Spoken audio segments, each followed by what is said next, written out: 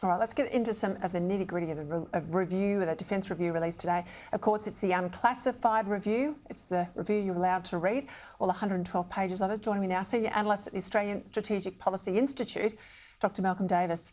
Malcolm, thank you for your time. Give us your big picture view of the report today. What did you make of it? I think it's a review that recognises that we are facing the prospect of war with China potentially as early as the second half of this decade. And so we're having to reorientate the ADF towards that potential threat when we talk about moving from a balanced force to a focused force in the review and emphasising impactful projection and long-range strike. That's what we're doing. We are orientating this country in anticipation of the potential risk of a war with China in the second half of this decade. So is it urgent enough? Because I saw a mention of China obviously there, but not a lot of mention in relation to Taiwan. That could be the jumping off point for us in particular. So do you think the urgency is there?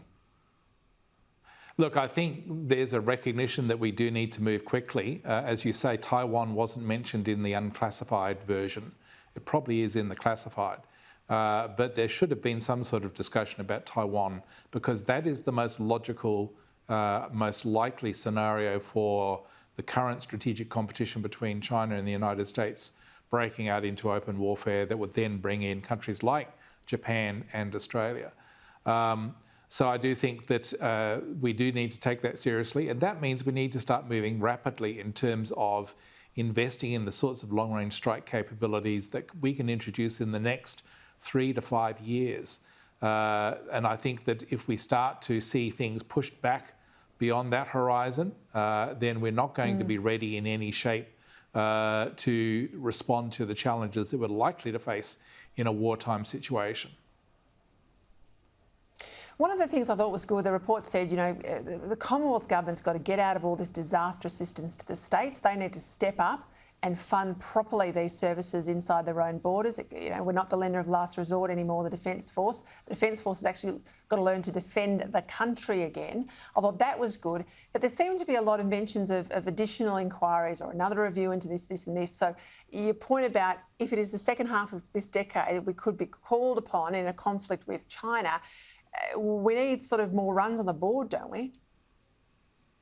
Look, you know, I am surprised, for example, that they mentioned the indication of a review on the establishment of or the organisation of the Royal Australian Navy Surface Combatant Fleet. I would have thought that would have been all done prior to the release of the Defence Strategic Review. But instead, we've got from one defence review going to another defence review. This all takes time. We should be making these decisions much more quickly. You know, we've had time to ascertain exactly what we need in terms of naval capabilities and in terms of air capabilities.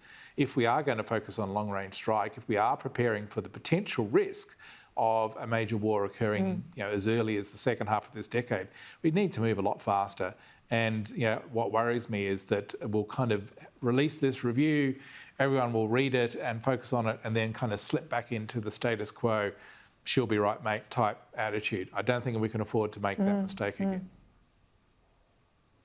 Just quickly, Andrew Hastie, quite critical this afternoon, particularly in relation to the vehicle support, the Land Army support for the Army. What did you make of his criticisms? Well, look, I think he's correct in the sense that we are kind of cutting Army's capabilities for close quarter combat, particularly with the gutting of Land 400 Phase 3 down to 129 infantry fighting vehicles.